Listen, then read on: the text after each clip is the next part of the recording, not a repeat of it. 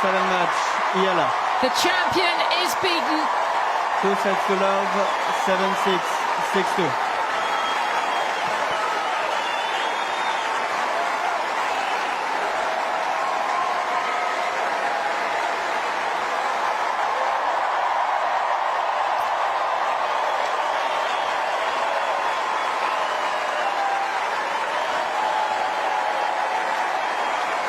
Wow. What a moment for Alexandra Eala.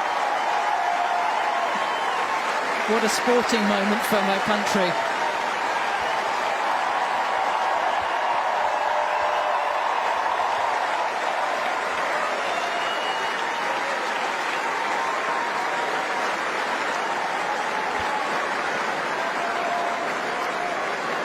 Well, we knew she was special when we saw her a year ago against Barbora Krejcikova, the then defending champion, taking her to a decider. At this time, she has completed the assignment. Absolutely extraordinary.